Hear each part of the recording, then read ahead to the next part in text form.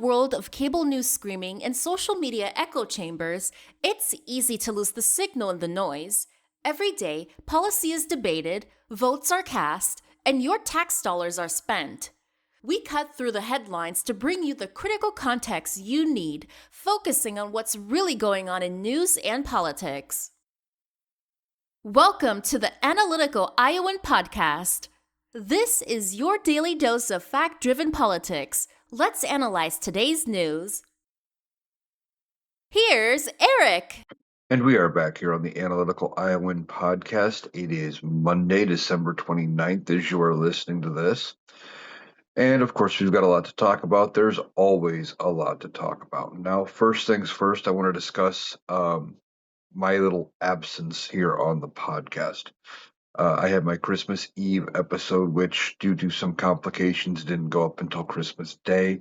I had every intention of recording a Christmas Day episode, then the Christmas Day festivities went a lot later than I anticipated, so I didn't get one recorded Christmas Day.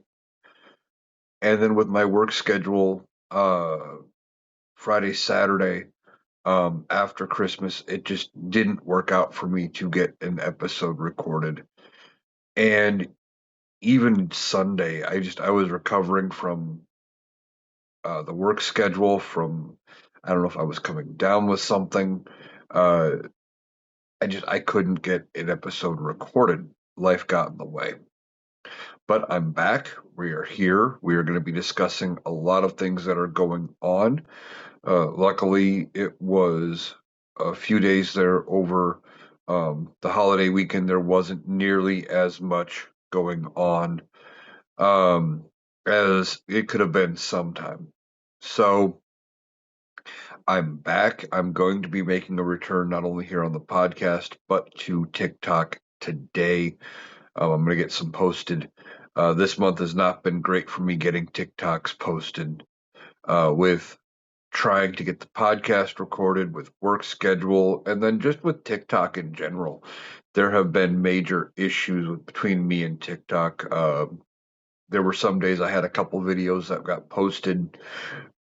And for whatever reason, the only thing that happened with them, TikTok wouldn't post them with video, just audio only, and they would be posted as private, not something I set up myself. And what I would do, like I would go in, delete it, re-edit it, put it back up, change nothing, and it would go through just fine. Now, a couple days I didn't actually catch that that's what they were doing. It's been a joke. I don't know what is going on with TikTok. I'm going to keep using it for now, but there's clearly something going on. Now, you may have noticed with TikTok over the last couple of days that, and I'm not the only one who's noticed this, they were messing with the FYP. I was seeing content creators that I liked, don't get me wrong. These are people that I have followed for a long time, videos I have seen. But a lot of them were not their new videos. These were videos from late October, early November. And these were videos I know I had liked at the time. Because there's a couple creators. The minute I see their opening of any of their videos, I immediately like it because I know I'm going to like their video. It's not a matter of if I will like the video at all, because it's great content as far as it's informative about their particular topic. I find it entertaining, whatever the case might be. And in the case of at least one creator, they have in almost every video a poll that is up. And my answer was recorded on the poll. But the fact that I had liked the video wasn't there. TikTok was messing with some stuff. Now, why could they have been doing this? Well, I think this is indicative of the new ownership. And I don't know when the new ownership group takes over. I think they're testing the waters to see if what they can do as far as burying newer content. I was still seeing some newer stuff, but it was a lot less frequent of seeing new videos compared to older content. Um, and I think they're just messing with it, trying to figure out what they can get away with.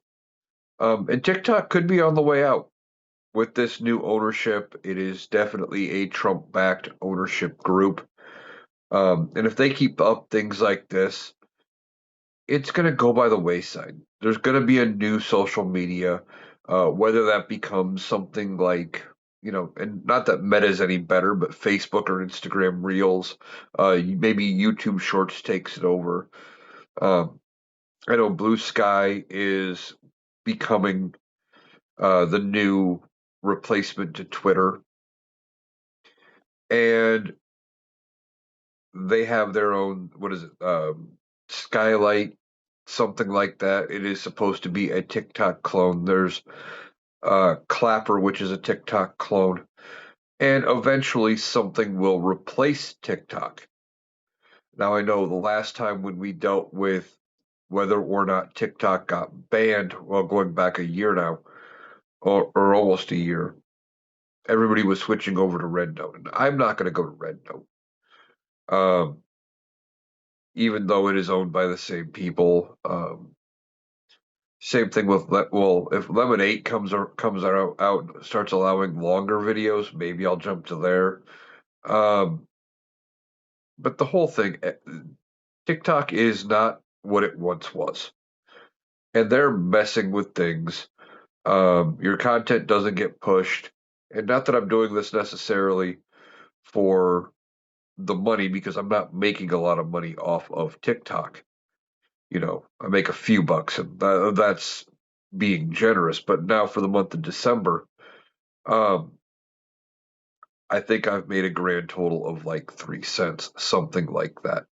Not nearly anything to write home about. Now, this whole thing with TikTok and with what everything they're doing, there was some speculation that they were trying to get around um, some reporting on news and news stories they didn't want to get out. And that actually makes sense because a lot of um, the videos and stuff I was seeing on my FYP were from before the Epstein vote. But beyond that, beyond everything related to the Epstein files, there was something else that happened over the weekend.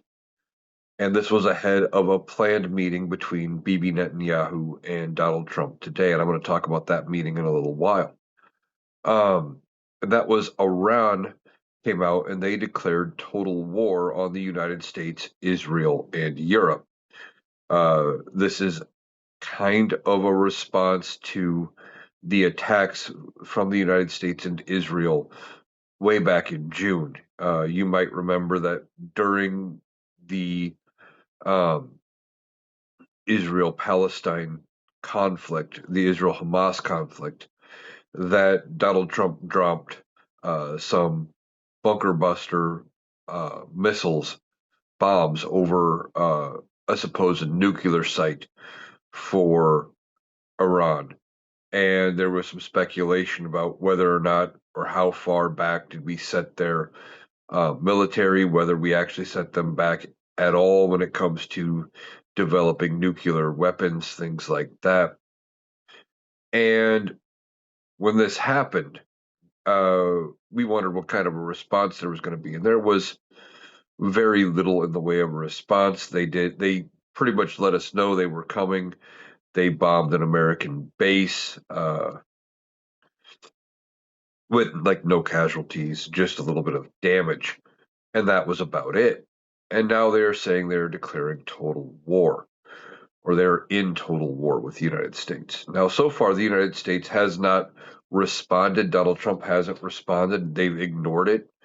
Um, and this may be the way we just deal with it, is that we're going to ignore it completely up until it comes to a point when we don't have any other choice. Now, so far, there have been no attacks, nothing else like that going on that I have seen coming out of Iran.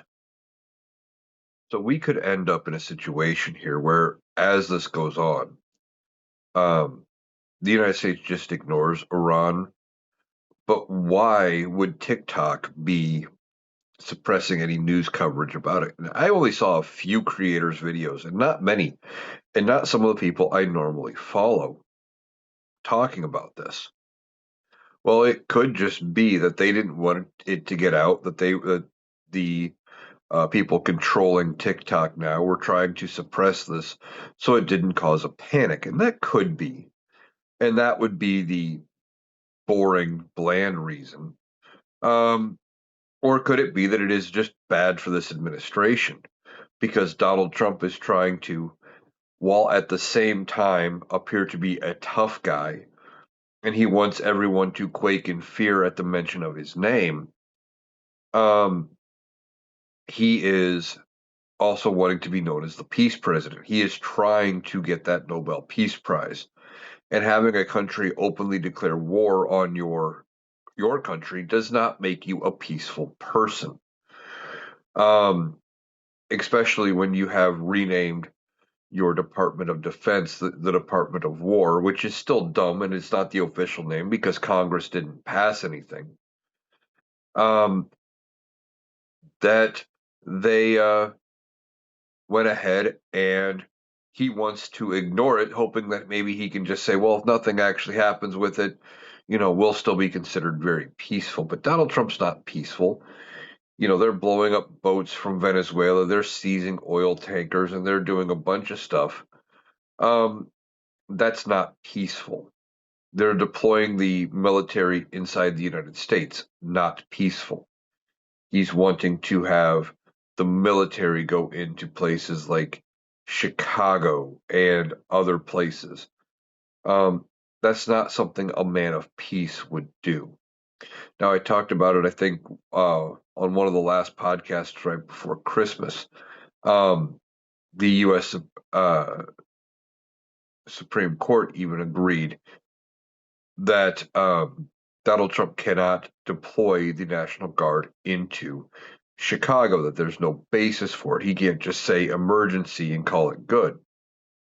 Well, Donald Trump is going to do what Donald Trump always does. Oh, you said I can't go into Chicago? Well, we're going to try something else. We're going to go into New Orleans. And we're going to send the military into New Orleans. Oh, got to clean up New Orleans. Now, this is different. This is a red state. We'll see how they respond. So far, I've heard them talk about sending the military, kind of like how they talked about sending the military into Memphis. Um, and that was about the extent of it. They said they were going to do it, then nothing really happened. But see, this is what Donald Trump does when he gets told no. Look what happened with Portland. He was told by a judge, no, you can't send the Oregon National Guard into Portland without a good reason. And he said, oh, okay, well, I can't send, I think it was the Oregon National Guard and parts of the California Guard. He said, oh, I can't send them. Okay, well, I'm going to send the Texas Guard. And then the judge had to come out with a new order, a clarifying order saying, no, you can't send any military into the state of Oregon because there's no justification. There's no need. You can't just say there's an emergency. And that's what this administration does. That's what Donald Trump does. He creates an emergency when there isn't one, trying to get his way, basically.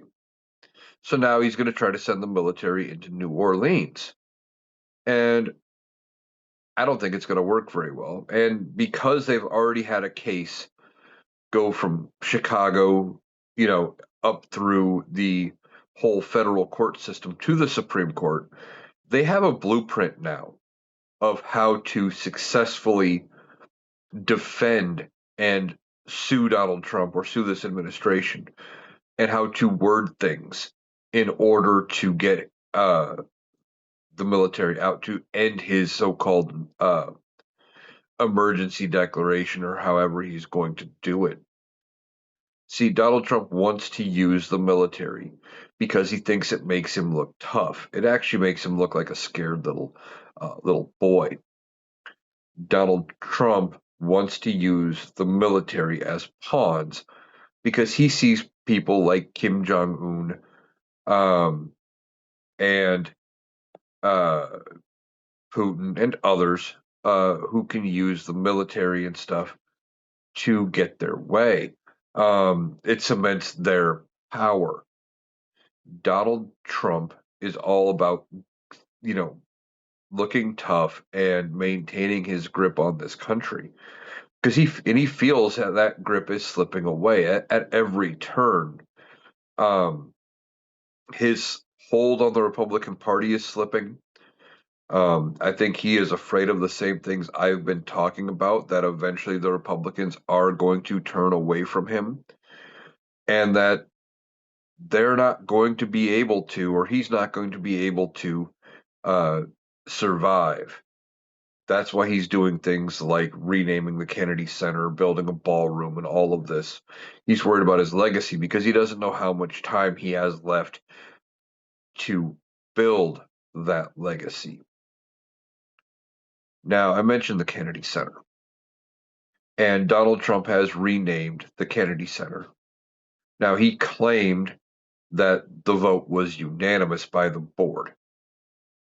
And we hear that not everybody agreed, even though they were all put in by Donald Trump, and there were people on the board who dissented. They did not like the idea of renaming the Kennedy Center in favor of Donald Trump. Um, but when that all happened, they, you know, they rushed to immediately put his name on the building. Well, that's in violation of multiple federal laws.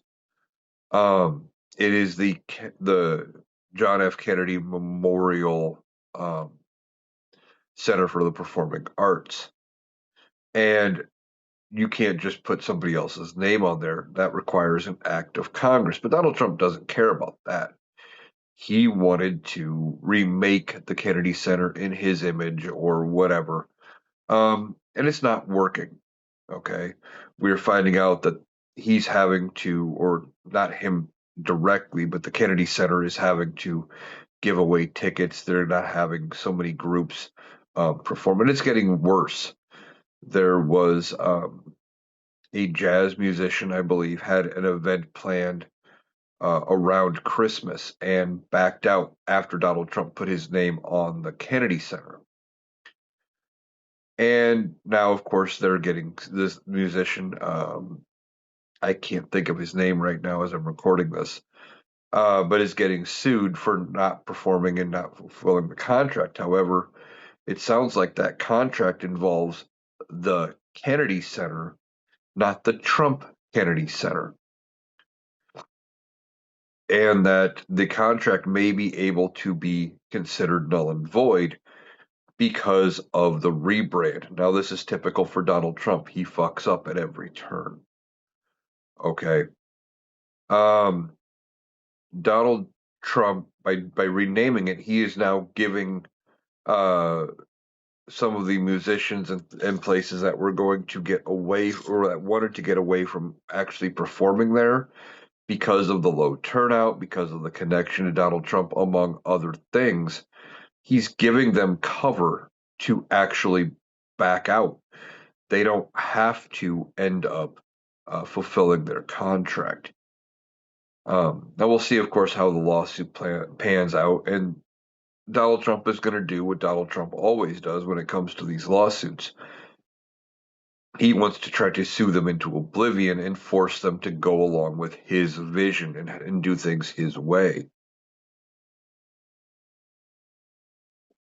But see, Donald Trump is starting to realize, I don't, well, the courts and the people around him are realizing that by just going against Donald Trump, it's pretty easy to win against him in court because the law is not on his side, the facts aren't on his side. He's only hoping to hold out long enough that you cave and you give in and he gets his way. Now, one of the other stories that I think TikTok is trying to bury is more coming out with these Epstein files.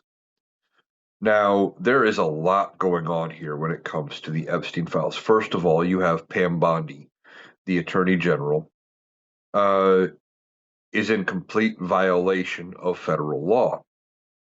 The law that was passed said that Congress had 30 days from the date the law was signed, which would have made it December 19th, to release the Epstein files in full and to release them unredacted, well, with the exception of victims' identifying information or any of the images that showed any sort of abuse of the victims. That seems pretty straightforward, and it was supposed to be in a downloadable and searchable format. Well, they haven't complied. Now, I don't think anybody is surprised that this administration did not comply with releasing the Epstein files. But what they have released so far has been pretty telling. There's all kinds of information in there. And as we are digging into it, it is becoming worse and worse for Donald Trump. And I think that's part of something else TikTok is trying to keep hidden is more information about the Epstein files and how they haven't redacted everything related to Donald Trump. And what they have done has been a piss poor job of protecting not only Donald Trump but others in regards to their connections to Epstein. Now, some of the stories we are hearing are horrendous, okay? There is an FBI tip sheet. Now, this is a tip sheet.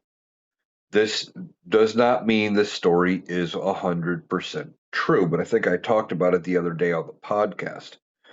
But it bears repeating that apparently one of the victims of Epstein,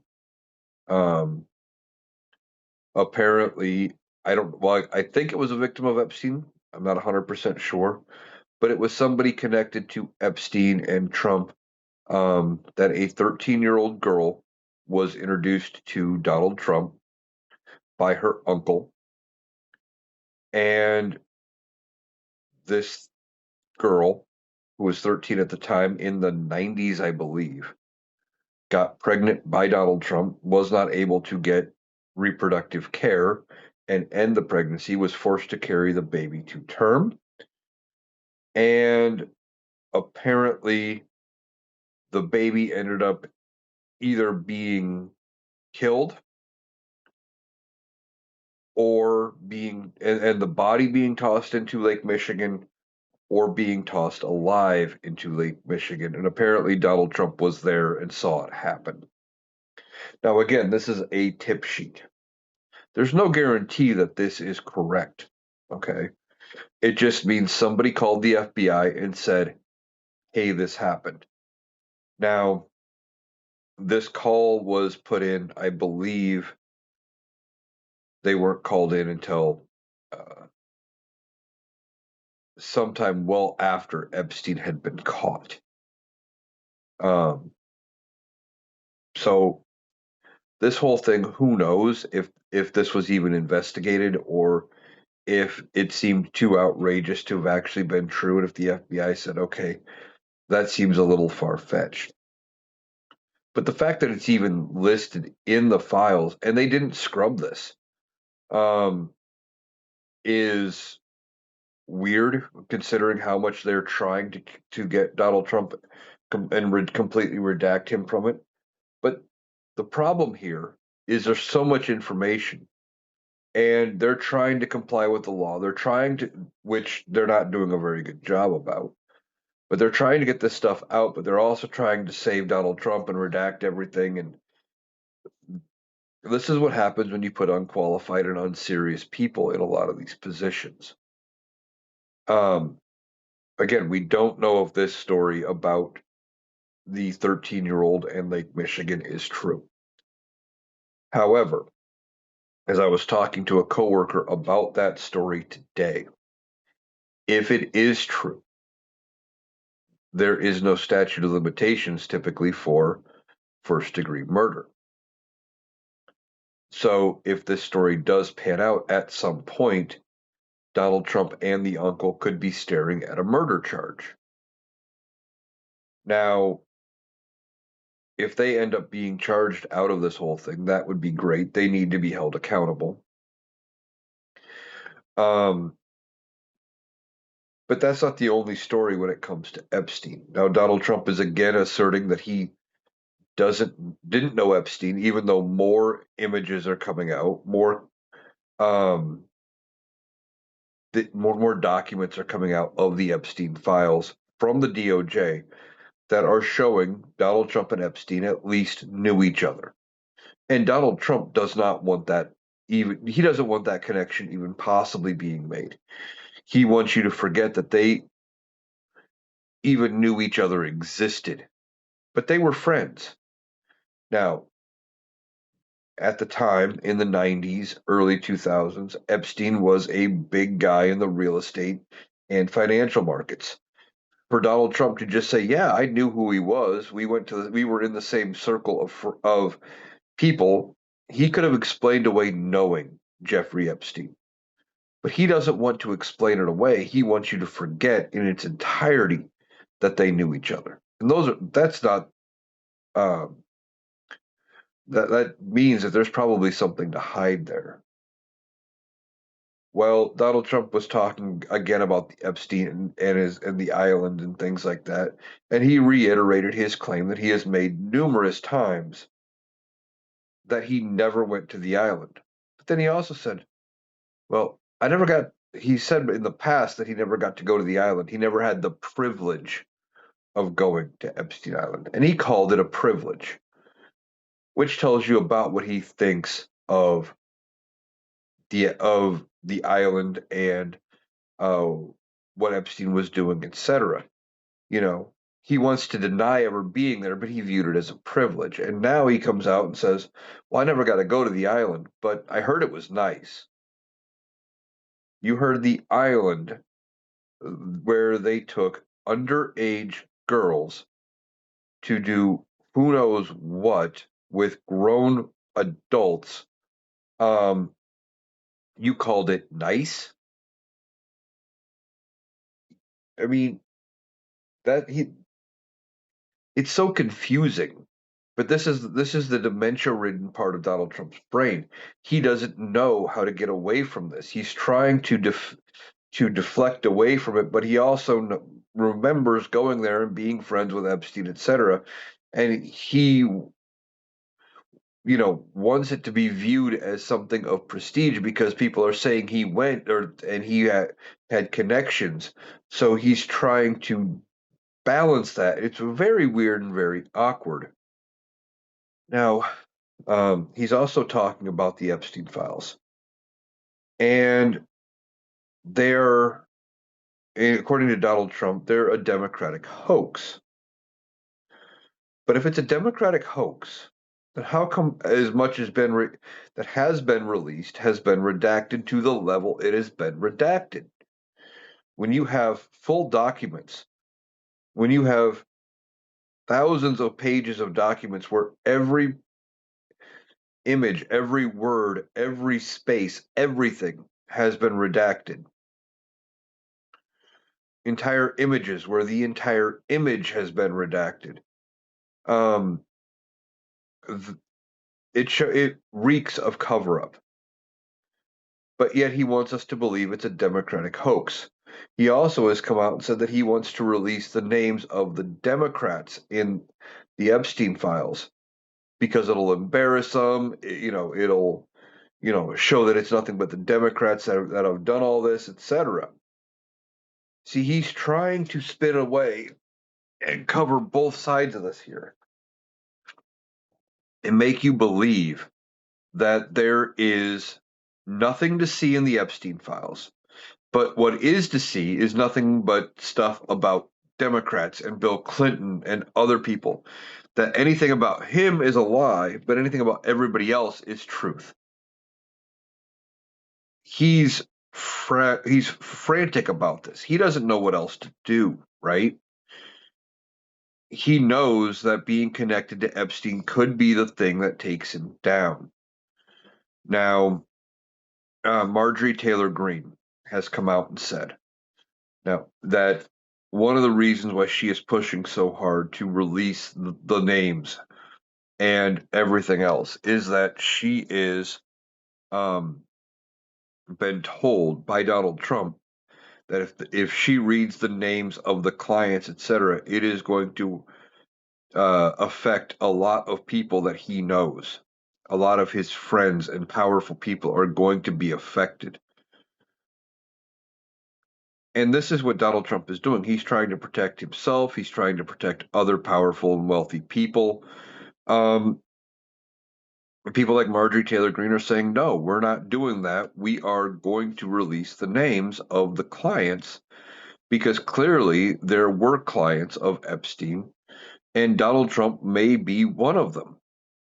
Now, Marjorie Taylor Greene only has a few days left in Congress. She is resigning effective January 5th, which is a little over a week away from today.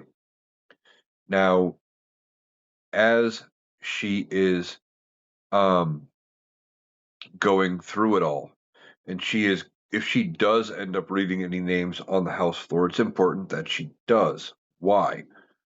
Well, there's a rule, there's a law that protects anybody from being sued if they read anything on, if they're a member of Congress and they are doing anything as part of normal speech and debate. And if she reads it on the House floor, she can't be sued over it. Now, people are wondering, why don't the victims just come forward with their own list? Well, they could. They could come forward with their own list. But that leads to its own list of problems. Why? Because they have, if they come out with it, they could be sued. Now, the defense to anything they would probably be sued over is the truth. And if they're telling the truth about what happened, then um, that would defend it. However, most of these lawsuits end up being tied up in court for so long that a lot of times the victims end up having to just drop it or settling in part because they can't afford to continue to defend the case, whether or not they're in the right. And people like Donald Trump who have money know that, and they like to draw things out and they protect their own. So it is more important that these names get read on the House floor and in other places like that where there is protections for people from reading the client list so they can't get sued. Now, who could all be affected? Who knows? Who knows who's all connected to the Epstein list? I mean, we are hearing about how Donald Trump is connected, how other powerful people are connected, and what's all going on. And the more that comes out, the worse it is going to be. Now, there was a news article that came out over the last couple of days talking about the Southern District of New York and the Epstein files. And that somehow, suddenly, they just miraculously found over 1 million new documents connected to Epstein. Now, they've already only released like a couple percent of what they actually have. It is hardly anything that has been released yet, and most of it was all stuff we had already known. There were some surprises and some other things, like I was talking about the thing with Lake Michigan, the tip sheet. But now there's over 1 million documents supposedly that were just found that they misplaced, they forgot about, who knows, out of the Southern District of New York. Well, now they're going to try to use that as an excuse and say, well, we just found these. It's going to take us time to uh, redact them and go through them and do all this. It just puts them in further violation of the law. Now, we had heard that Ro Khanna, a Democrat, and Thomas Massie, a Republican, in the House of Representatives, they were looking at potentially impeaching Pam Bondi over um, the way they have released the Epstein files. And I've said it before, and I'm going to say it again. I firmly believe that they will end up releasing the Epstein files, or that they will be, if they impeach over the release of the Epstein files, that they're not going to do it unless they have the votes in the Senate to follow through. And that is what I still believe, that if they impeach Pam Bondi in the House when it goes to trial in the Senate, if they pass it in the House, that they already know the Senate is going to convict. I don't think these Republicans already look weak enough. I don't think they are going to risk looking even weaker by impeaching Pam Bondi or Donald Trump or whoever, and then having it fail in the Senate. Now, could they turn on Donald Trump over this? Yes. And I think the Republicans might. I think they are having closed door meetings. I think they are discussing whether or not to move on Donald Trump because they're afraid of getting their butts kicked in the midterms. Now, they are already risking everything in the midterms, and I think they are going to lose the House and the Senate in the midterms. I think they could lose the House by 40 to 50, maybe even 50 plus seats. And they could lose the Senate as well. Now, we are at December 29th. And I really thought by now they would have passed something on the ACA subsidies. And they haven't. Sounds like they're not going to do anything until they come back January 3rd to even hold a vote on the ACA subsidies.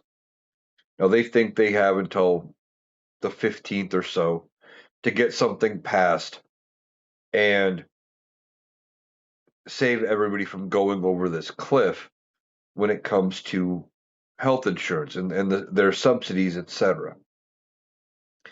Now, what I think is going to happen is I still think they are going to pass it, and I think it is going to end up being 2 years. Right now, they are pushing for 3, but I think ultimately they are going to come down. I would be surprised if it is 3 years. I think it's ultimately going to be 2 because that makes sense. They don't have to deal with it all next year throughout the primary season and through the election. And then they expire in an off year. If they do it 3 years, then they have to deal with it and going into the general election. Although if Republicans are convinced they are going to lose the House as bad as I think they will, that they may say, yeah, let's do 3 years. Because then we can blame Democrats when it doesn't pass. So I could see either one, but I still think 2 makes the most sense. Just because politically it takes a lot of pressure off of them. So we'll see if they actually end up passing anything there. But they're worried about getting reelected. And I think that is, one of the things why they may move on Donald Trump with the Epstein files, because they're already worried about getting reelected over the ACA subsidies. There's so much negative coming out about this administration, about everything that's going on, that they have enough on their plate that they may have to just move away from Donald Trump to have a chance at changing the narrative. Now, as far as the ACA subsidies go, Donald Trump has said he doesn't want to sign any extensions. However, you could easily talk him into doing it. And that's simply by saying, "Hey, Donnie, you'd be a winner if you sign it this extension. It gives us 2 years to figure out your plan. You know, you want to do this other thing with involving um, giving people direct payments. So if we do that, we need to have time to go ahead and uh, um, get it right so it doesn't fail right out the gate because you know how bad you would look if it failed, and we don't want to fail you by rushing it." So you could get him to sign. I can almost guarantee it. Now, Donald Trump's health has become another concern. We've been talking a lot about his health. Um, and he comes out, before we get into his health too bad, I want to talk about a comment he made. Christmas Eve, he takes phone calls. And I think this does tie into his health a little bit, maybe his narcissism. Every year, NORAD does their Santa tracker, and they end up tracking Santa as he goes around the country.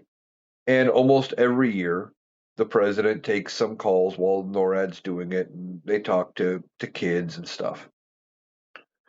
Well, Donald Trump took one call from one of the kids who called in about tracking Santa, etc. And of course, was trying to spin it into talking about him in politics and how he's done such a good job. He's very awkward when it comes to dealing with children. And if that was the worst of it, that would have been it. But like an 8-year-old little girl calls in, and as he's talking to her, he referred to her as cute and beautiful and called her honey multiple times. Now, by itself, you could maybe um, explain it away by, you know, compliments you give to little kids.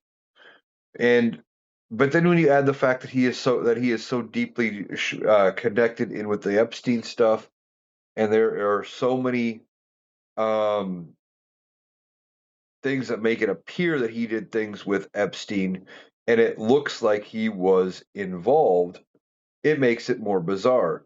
Then you add in the fact that he used to run uh, the Miss Teen USA beauty pageant, and he even admitted himself, and some of the contestants are now coming forward and confirming this, that he used to walk into the dressing rooms of the contestants anywhere from 15 to 19 years old while they were changing like it was nothing. And he even bragged about being able to do that because he owned the show.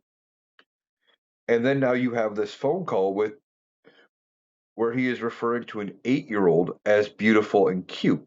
Now, he had no idea, from what I understand, it was just a phone call.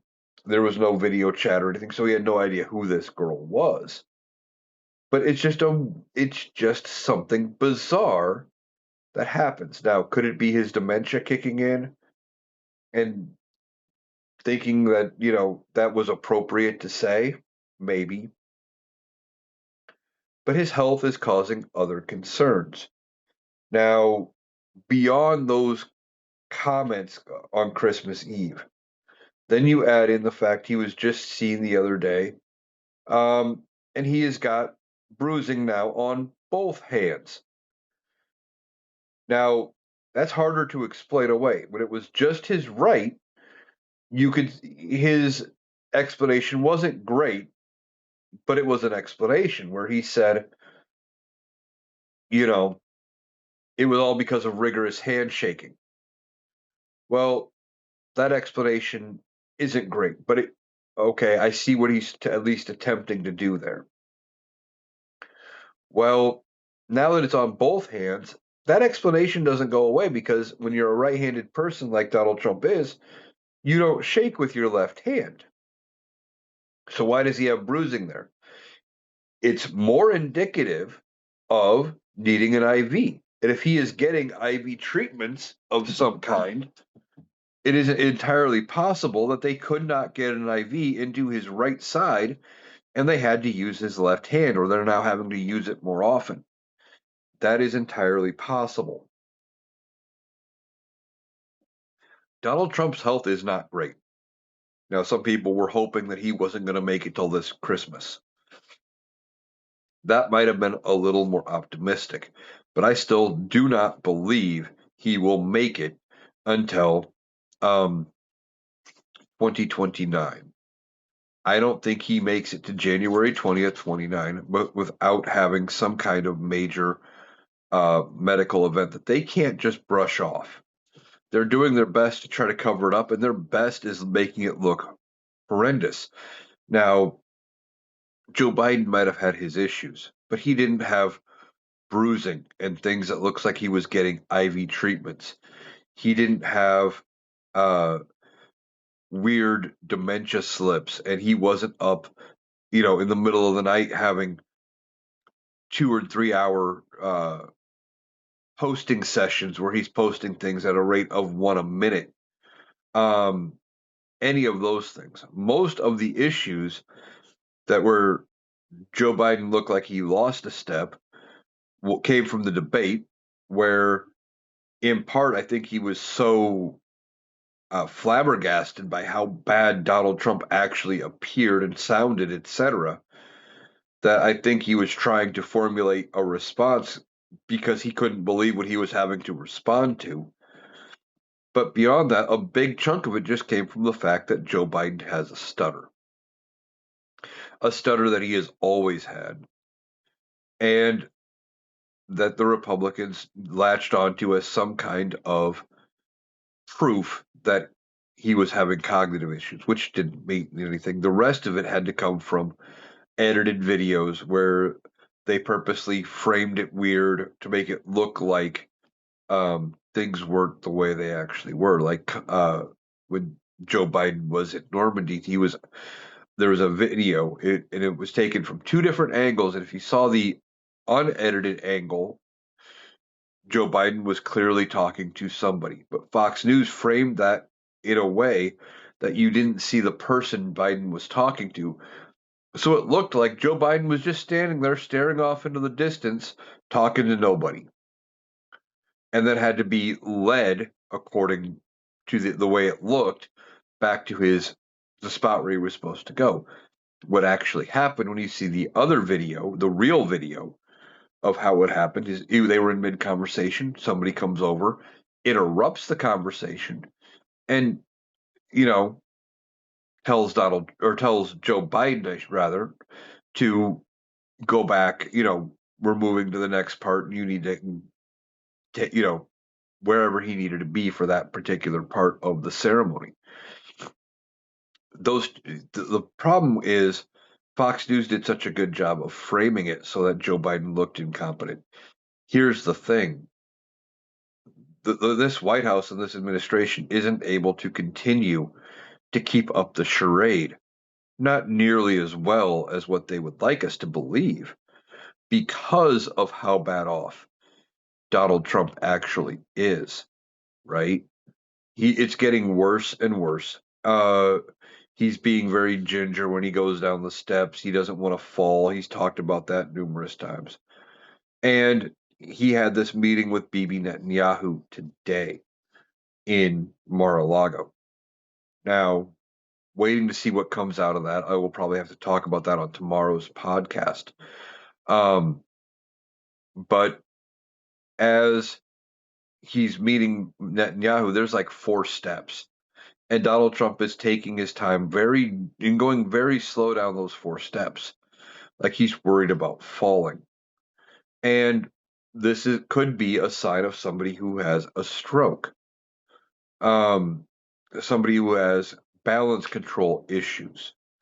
And Donald Trump has said before he has to be careful going downstairs, that he's been told by doctors, because he could fall.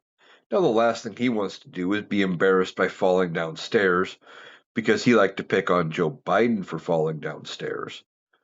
And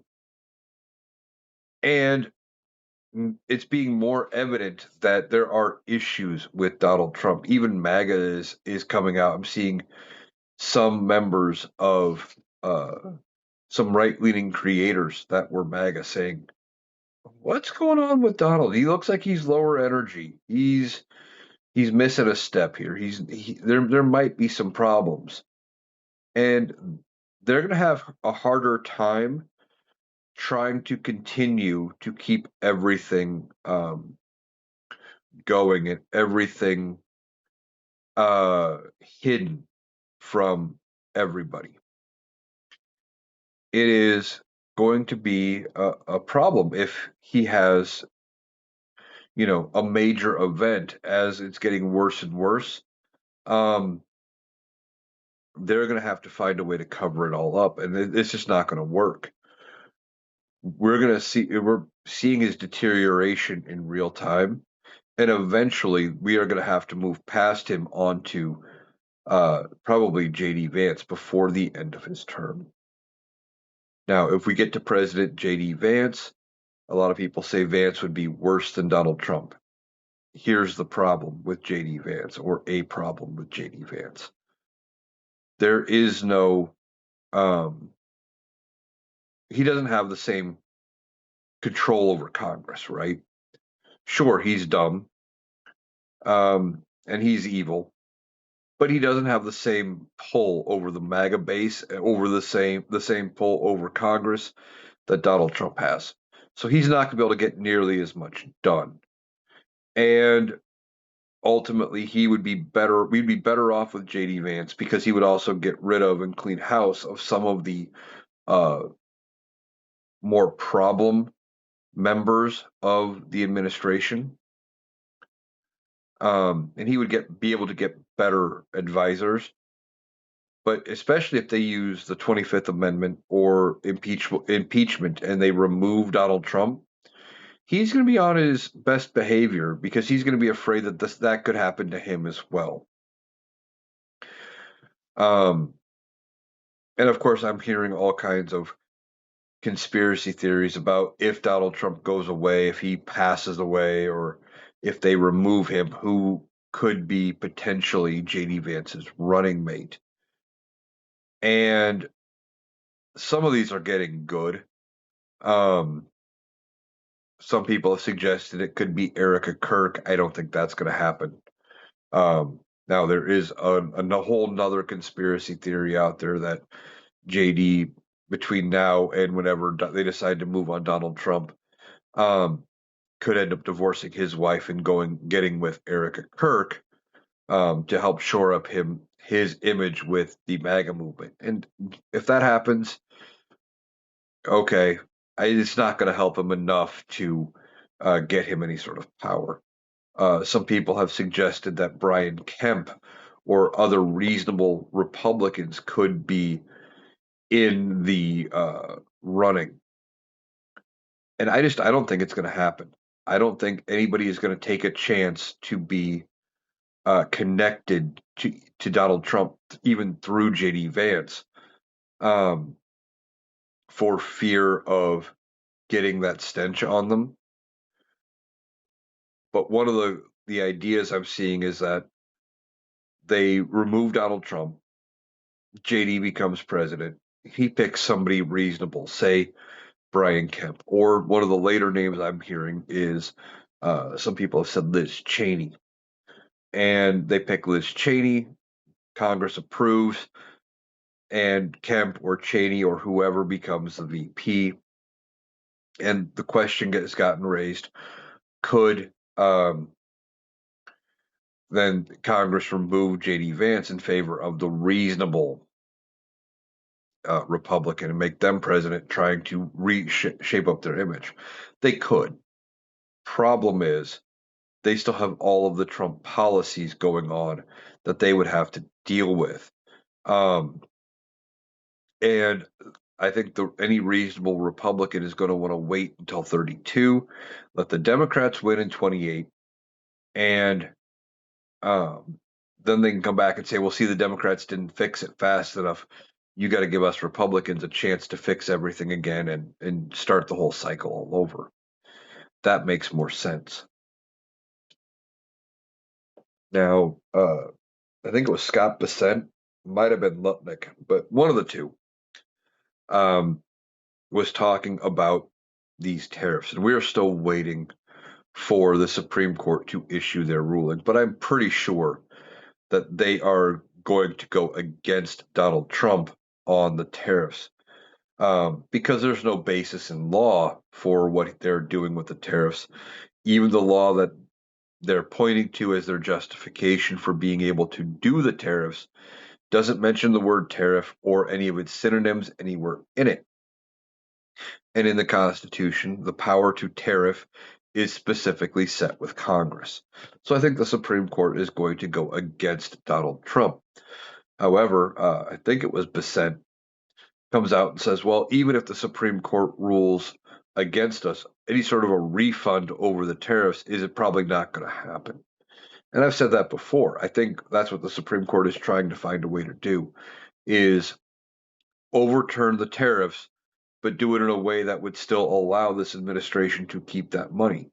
And the reason it would be very hard to refund the tariffs, we don't even know how much was collected. I've heard anywhere from 200 billion to, according to Donald Trump, like $9 trillion or 18 trillion.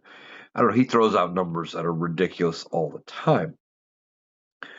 But they're saying that any sort of a refund would be impossible. And it does make sense because we are in deficit spending, which means any money that comes in any form of revenue to the government has to get paid out. There's no savings plan for this country right now.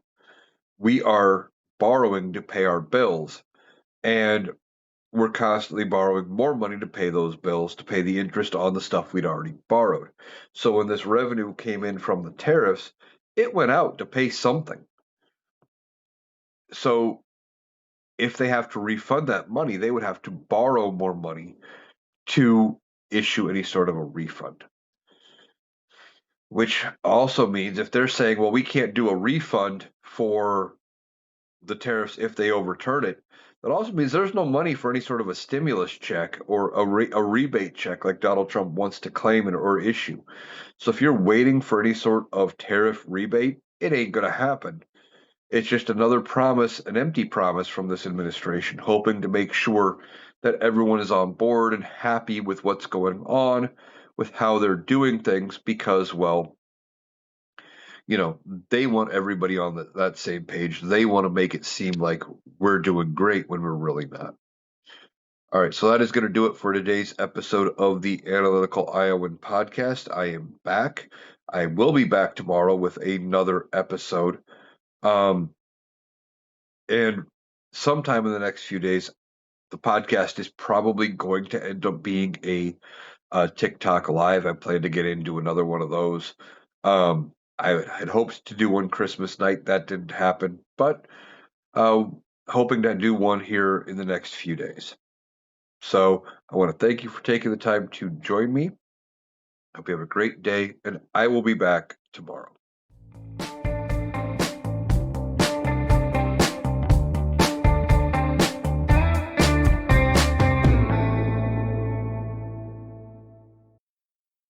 That was Eric.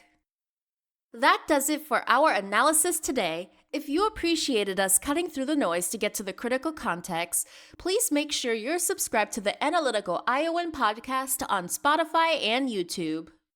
We'll be back tomorrow. Thanks for listening.